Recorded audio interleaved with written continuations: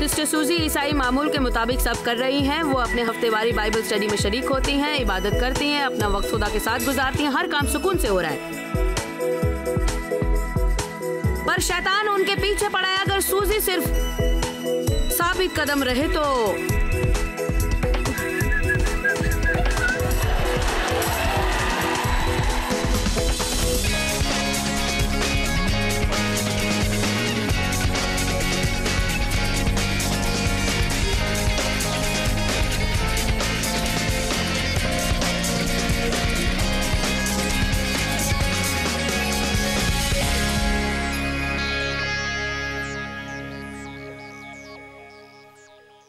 लुत्फ उठाइए रोजमर्रा की जिंदगी का। मैं खुश आमदीद। मुझे यकीन है कि आज के प्रोग्राम से आप लुत्फ अंदोज होंगे। जब कोई मसले से दो चार होते हैं तो आपका जी चाहता है कि सब कुछ छोड़ दें। मेरे ख्याल में हम सब ऐसा महसूस करते हैं अलग अलग वक्तों में, और बहुत मुमकिन है कि इस दौरान हम खुद तरसी में मुब्तिला हो जाएं, मनफी रवैया अपना लें और जिंदगी की दूसरी फजूलियत के बारे में सोचने लगे। खुदावंद ने एक बार मुझसे कहा, तुम्हें पता है जॉयस, तुम या तो मजलूम हो सकती हो या फिर ताकतवर, दोनों एक साथ नहीं हो सकती। इसलिए अगर तुम ताकतवर बनना चाहती हो तो तुम्हें खुद पर अफसोस करना छोड़ना होगा। इसलिए मैं आपको सलाह दूंगी कि खुदा की राह पर कायम रहिए और उसे आपकी जिंदगी में कुछ शानदार करने दीजिए। खुशहाल जिंदगी जीने के लिए आपको अपने मसाइल खुदा को सौंपने होंगे। आज आप जानेंगे कि दुआओं के जरिए और किस तरह अपनी जिंदगी को बाइख्तियार बना सकते हैं। मुझे उम्मीद है कि इस प्रोग्राम से जो डेनवर कोलोराडो में दिया गया आप लुत्फ उठाएंगे। मुश्किल घड़ी में पुरसुकून रहने से आप शैतान को मात दे सकते हैं। अपने सुकून को कायम रखिए। आपको याद है जब यीशु किश्ती में अपने शागिर्दों के साथ थे और उन्होंने कहा था, आओ हम उस पार चलते हैं। पहली बात जो आपको समझनी है वो ये कि यीशु जो कहते हैं वो होकर रहता है। उन्होंने कहा मार्कुस 4:35 में, यकीनन मार्कुस 5:1 में वो उस पार पहुंच गए। बहरहाल बाब 4 की आयत 35 और बाब 5 की आयत 1 के दरमियान वो जबरदस्त तूफान में घिरे। आओ उस पार चलें। हालेलुया। वो उस पार जाकर थम गए। लेकिन यहां कुछ हो रहा था। एक जबरदस्त तूफान उभरा था। वो छोटी किश्ती पर सवार होना चाहते थे कि तूफान आ गया। फिर तमाम शागिर्द घबरा गए। उनके चेहरे से हवाइयां उड़ गई और दूसरी तरफ यीशु क्या कर रहे थे? वो ऊंघ रहे थे। तो उन्होंने उन्हें उठाया। क्या आपको हमारी फिक्र नहीं है? क्या आपको फिक्र नहीं कि हम सब हलाक हो रहे हैं? वो उठे और तूफान से बात की। थम जा, साबित हो जा। आपको पता है क्यों उनके पास तूफान से बात करने का इख्तियार था? उनके पास सुकून था, इसलिए वो अमन की बात कर सकते थे। दूसरे लोग तूफान को साकित नहीं कर सकते थे क्योंकि उनमें खौफ था। अगर हम अपनी मुश्किलों में पुरसुकून रहें तो हम उन पर इख्तियार जरूर पा सकते हैं। तो मैं समझती हूं कि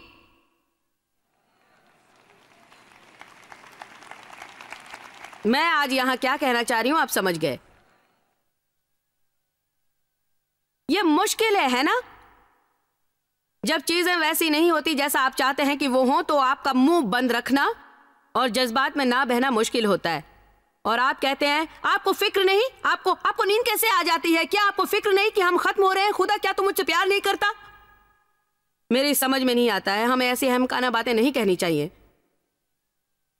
उसने तो पहले ही कह रखा है कि वो आपसे प्यार करता है और उसका प्यार कभी ना खत्म होने वाला है, और चाहे जो भी हो जाए उसका प्यार कभी खत्म नहीं होगा। तो आपको ये समझना चाहिए।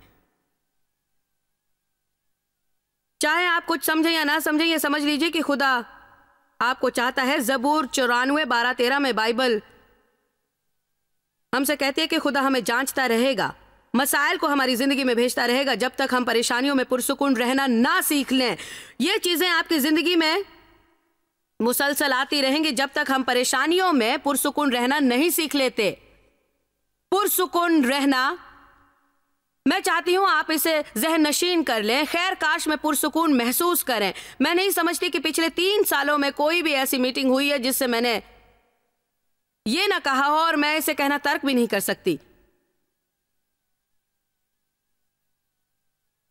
लेकिन अब यह सुनने की आपकी बारी है। कामयाबी हासिल करने का एक ही तरीका है कि आप वो करते रहें जो सही है, फिर भले ही वो आपको गलत क्यों ना लग रहा हो, क्योंकि ऐसा हो सकता है कि आप ऐसा सिर्फ महसूस कर रहे हैं, हालांकि वो गलत नहीं है।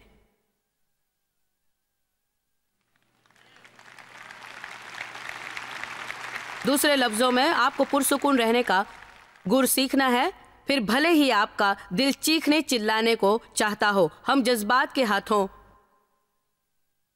हाथों खिलौना बनकर उसे अपने पर हावी होने नहीं दे सकते। फिलिपियों 1:28 देखिए। देव, आप और क्रिस यहां आकर मेरी थोड़ी मदद कर सकते हैं? ठीक है, आप मेरी तरफ मतवज्जो रहें, वो लोग खुद से ऊपर आ जाएंगे। जब भी कोई कभी भी कहीं मीटिंग में जाता है तो पूरी भीड़ उसके साथ हो लेती है। यही रुझान मैंने हमेशा देखा है। देव खुदावंद है, क्रिस शैतान है। बेचारे क्रिस पर मैं हमेशा ज्यादती करती रहती हूं, लेकिन ये इसी तरह का है। खुदा शैतान से बहुत बड़ा है।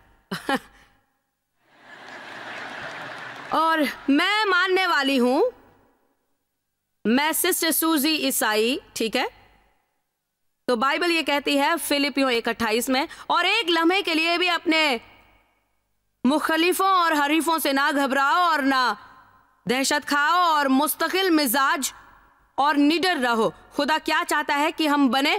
कायम रहने वाले और दिलेर बने, साबित कदम और निडर। और ये साबित कदमी और दिलेरी इस बात की निशानदेही यानी कि सबूत और मुहर है उनके तुम्हारे दुश्मनों के लिए उनकी हलाकत का, और तुम्हारे लिए परवाना है निजात और रिहाई का, और वो खुदा की तरफ से है। क्योंकि मसीह की खातिर तुम पर यह फजल हुआ है कि ना फकत उस पर ईमान लाओ बल्कि उसकी खातिर दुख भी जरूर सहो। अक्सर क्या होता है, सिस्टर सूजी क्रिश्चियन मामूल के मुताबिक सब कुछ कर रही है। वो अपने हफ्तावारी बाइबल स्टडी में शरीक होती है, इबादत करती है, अपना वक्त खुदा के साथ गुजारती है। हर काम सुकून से हो रहा है कि शैतान उसके पीछे पड़ गया है। सूजी आमतौर पर सूजी लड़ती है, उसका ध्यान हर तरफ से हट जाता है कि आप मेरे साथ हैं, मुझसे सहमत हैं, और वो कुछ नहीं करती सिवाय शैतान से लड़ने के। बहरहाल खुदा देख रहा है।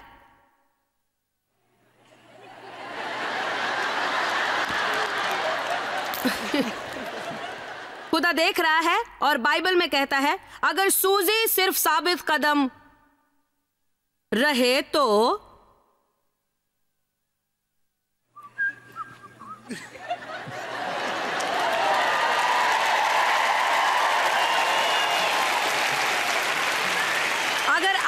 साबित कदम रहे और सुकून को बरकरार रखे, तो यह खुदा से कहना होगा मैं अपने मसाइल तुझे सौंप रही हूं। देखिए, जब आपका कोई मसला हो तो आपको उसे खुदा को सौंप देना चाहिए, और यही वादे की दुआ है। आप अपने मसाइल खुदा को दें दुआओं के जरिए, ठीक है? ये हो रहा है, वो हो रहा है, ये हो रहा है, मैं अपना ध्यान आप पर मरकूज कर रहा हूं। मेरा ये नवउम्र बच्चा है जो आपके हवाले करता हूं। मैं इस बॉस को हवाले करता हूं जो बेइज्जती करता है, मुझसे जाती करता है। अज़दवाजी जिंदगी के इस मसले को मैं आपके हवाले करता हूं। मैं आपसे इसे सुलझाने की इल्तिजा करता हूं। अब अगर आप मुझसे कुछ करवाना चाहते हैं तो वो करने की मुझे सलाहियत भी देंगे, लेकिन अगर आप मुझे कोई रास्ता नहीं बताएंगे तो मैं कुछ करूंगा भी नहीं, क्योंकि मैं अपनी दुनियावी कुव्वत इस्तेमाल करके मसले को और पेचीदा नहीं बनाना चाहता। समझ रहे हैं ना? अक्सर अवकात लोगों के पास बैठकर यह समझना कि वो कितने गलत हैं और उन्हें बदलना चाहिए, इससे फायदा नहीं होता। इसका फायदा तभी होगा जब खुदा ने यह बात उनके दिल में डाली होगी, और इसका मतलब होगा कि कुछ अरसे से आप इस सिलसिले में दुआ कर रहे हैं और खुदा से इसकी तैयारी करने में मदद चाह रहे हैं, और आप जानते हैं कि वक्त आ गया है मुकाबले का, जो आप करते हैं और कामयाब होते हैं क्योंकि खुदा का फजल साथ होता है।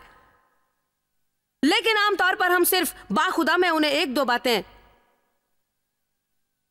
सुनाकर रहूंगा। आप जानते हैं इसका कितना फायदा होता है? बिल्कुल नहीं, सिफर। तो हमें यह जानना है कि अपनी फिक्रें किस तरह खुदा को सौंपें।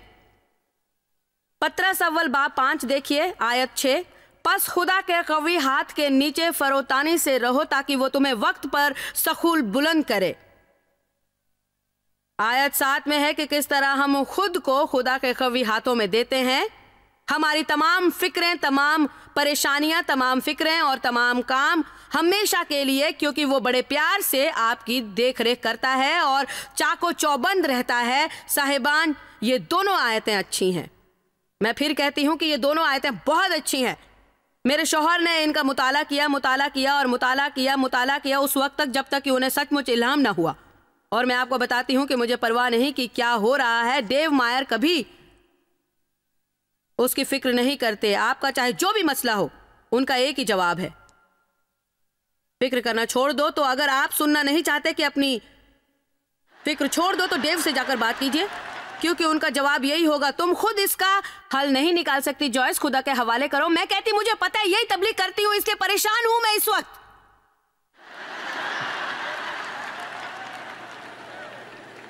अगर कुछ ऐसा होता है जो मैं सह नहीं पाती तो मेरी नसीहतें मुझे ही लौटा दी जाती हैं।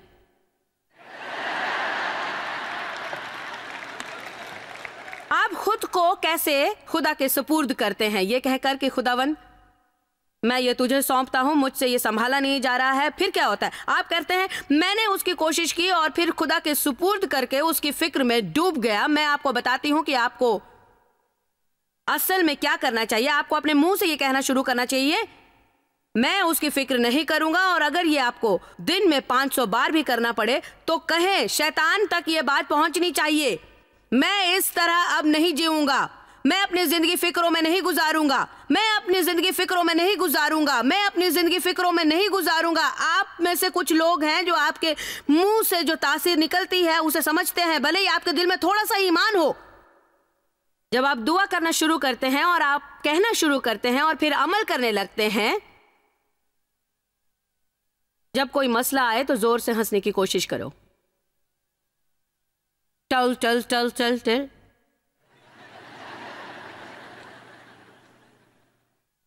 अब्राहम अकीदे की हंसी हंसते थे। बाइबल कहती है कि खुदा जन्नत में बैठकर अपने दुश्मनों पर हंसता है।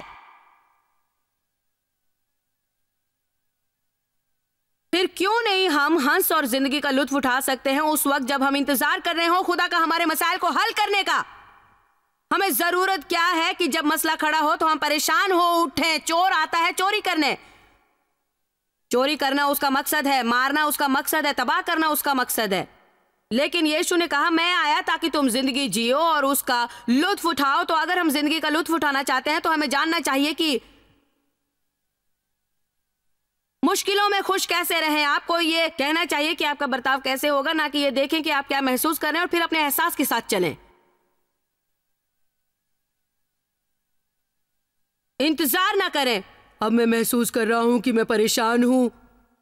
नहीं, आप वक्त से पहले ऐलान कर दें, मैं इसके लिए परेशान नहीं होने वाला। शैतान मेरा दिन बर्बाद नहीं कर सकता। 2 महीने पहले मैंने एक पैगाम की तबलीग की थी, मैं अब वो नहीं सुनाने वाली।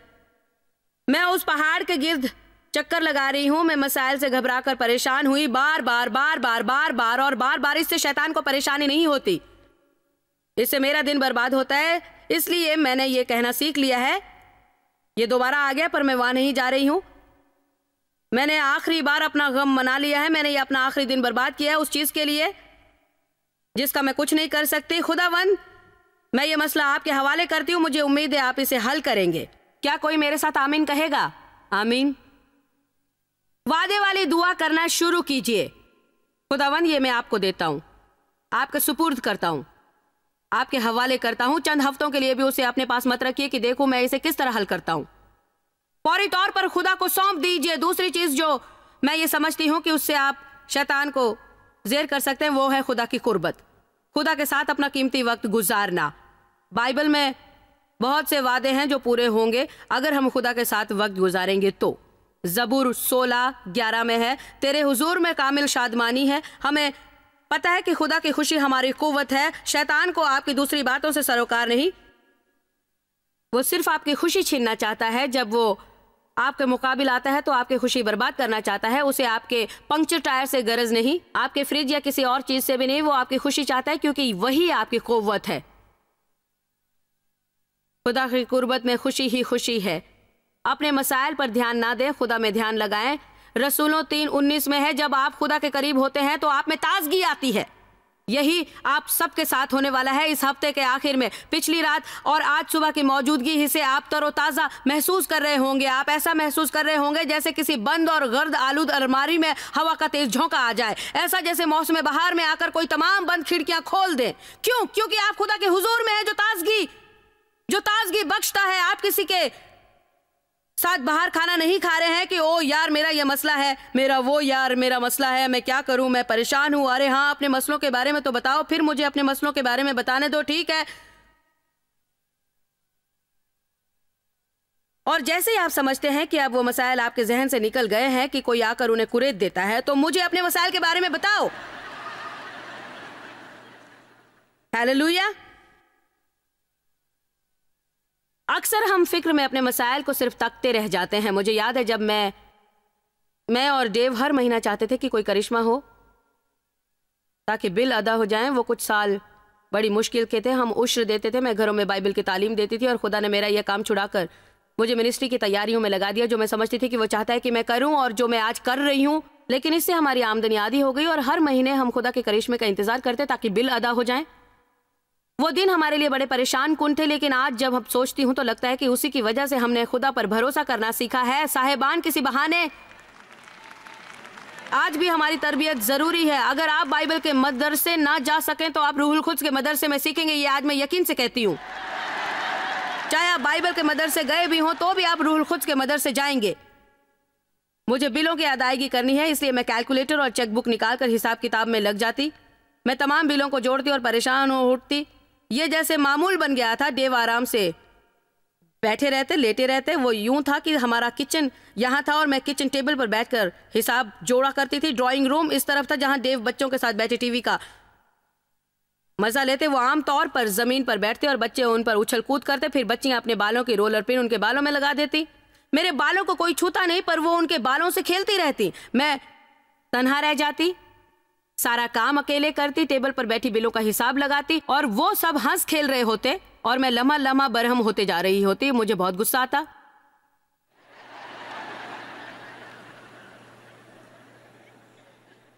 एक बार फिर हर महीने हमारे पास इतने पैसे नहीं होते कि सब बिल अदा कर सके।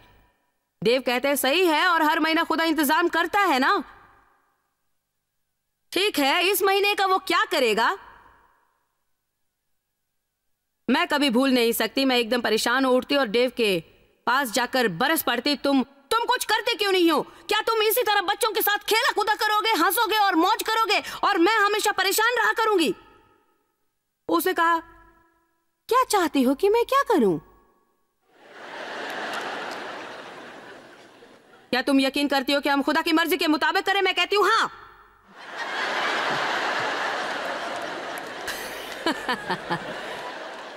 क्या तुम यकीन करती हो कि खुदा ने तुमसे कहा कि अपना काम छोड़ दो? मैं कहती हूँ कि हाँ, खुदा ने कहा है।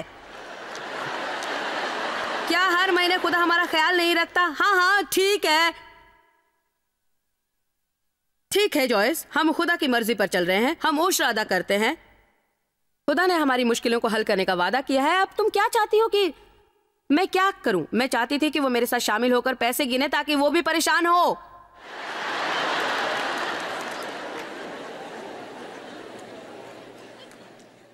इस वक्त दुनिया का सबसे बेहतर तरीका यह है कि खुदा के साथ वक्त गुजारें, क्योंकि सिर्फ चेकबुक को हसरत से देखने से कोई मदद पहुंचने वाली नहीं है, क्योंकि पैसे होते नहीं है। हालेलुया। जब आप खुदा के साथ वक्त गुजारते हैं, ईसाइया 40 में है कि आपकी हिम्मत ताजा हो जाती है। जबूर 91:1 में है, दुश्मन से हमारी हिफाजत होती है। जबूर 31:20 में है, जब हम खुदा के साथ वक्त गुजारते हैं तो जबान के झगड़ों से बचते हैं। मुझे यह बहुत पसंद है। कोई भी हथियार मेरे खिलाफ काम नहीं करेगा और जो भी जबान मेरे खिलाफ बोलेगी मैं उसे गलत साबित करूंगा। मैंने यीशु के मुतालिक कुछ गौर किया है। जब वो लोगों की भीड़ में तबलीग कर रहे होते तो उसी वक्त कभी कोई दुआ नहीं करते। एक ही बार का मुझे याद आता है कि उन्होंने फौरन दुआ की, और वो उस वक्त जब उन्होंने लाज़ार को मुर्दों में से जिलाया। और बाइबल भी कहती है, मैं पहले से जानता हूं कि तू मुझे सुनता है, पर यह दुआ मैं उनके फायदे के लिए कर रहा हूं। बाकी तमाम वक्त उन्होंने हुक्म दिया, अच्छा हो जा, बाहर आ। हर बार उन्होंने इख्तियार से काम लिया। क्यों? वो इबादत करते थे और इबादत के बाद बा इख्तियार रहते थे, और जब कुछ कमजोर पड़ने लगता या थक जाते तो चुपके से कहीं निकल जाते और जाकर कुछ और इबादत करते और फिर आकर शैतान की धज्जियां उड़ा देते। हमें भी ऐसा ही करना चाहिए। हमें भी दुआ करनी चाहिए और एतमाद के साथ खुदा की ज़ीरा बख्तर से लैस होकर और मसीह में खुदा के नेक बंदे बनकर ये इरादा करके कि हम अमन की राह पर चलेंगे, दो धारी तलवार को लिए और कलाम को अच्छी तरह जानते हुए और शैतान के झूठ का पर्दाफाश करने के लिए कलाम को अपने मुंह से अदा करेंगे। ये रवैया हम छोड़ देंगे।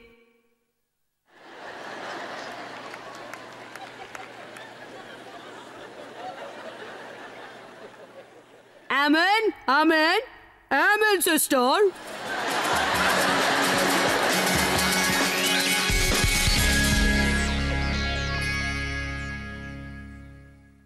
हम सबको जिंदगी में मुश्किलें पेश आती हैं, यहां तक कि यीशु भी इनसे दो चार होते थे। लेकिन आपको पता है कि वो क्या करते थे? इबादत करते और फिर बाइख्तियार रहते थे। यीशु मसीह के मानने वाले होने की हैसियत से आप भी बाइख्तियार हैं और आपको उसका इस्तेमाल करना है। हो सकता है आपने उसे उस नजर से ना देखा हो और उसे समझते हो कि आप कमजोर हो और कुछ नहीं कर सकते, लेकिन हकीकत में आप बहुत कुछ कर सकते हैं। खुद तरसी के रवैये को झटक कर कहे, अब मैं ना उम्मीदों में नहीं जीऊंगा, मैं पूरा दिन मायूस नहीं रहूंगा, मैं दुआ करके अपनी जिंदगी में खुदा के लिए काम करने के लिए दरवाजा जरूर खोलूंगा। आज हम पेश कर रहे हैं मेरी किताब the power of simple prayer. ये एक लाजवाब किताब है। मैं समझती हूँ कि आप इसे सचमुच सचमुच सचमुच लुत्फ उठाएंगे। मैंने बरसों तक दुआओं का मुताला किया है, लेकिन फिर भी 1 या 2 साल में मैं कोई दुआ की किताब पढ़ती हूँ और दोबारा जरूर पढ़ती हूँ। अक्सर मेरी सुबह की इबादत के वक्त में दुआओं के सहीफों को तलाश करती हूँ, क्योंकि दुआएं बहुत पुरतासिर होती हैं। लेकिन इसके बावजूद शैतान हर मुमकिन कोशिश करता है कि हम दुआओं से बाज रहें। जब आप मेरी किताब खरीदेंगे तो हम आपको बोनस के तौर पर भेजेंगे मेरी DVD simple prayer simple life. पूरी मालूमात हासिल करें और फिर मेरे साथ बने रहें, क्योंकि प्रोग्राम के आखिर में मैं आपसे बहुत अहम बात करना चाहती हूँ, इसलिए कहीं मत जाइए। बहुत सी अलग अलग किस्म की दुआएं हैं जो हम कर सकते हैं, लेकिन एक दुआ है जो आपकी जिंदगी में जबरदस्त तब्दीली ला सकती है, और वो है यीशु को अपना खुदावंद और निजात दहिंदा तस्लीम करने की दुआ।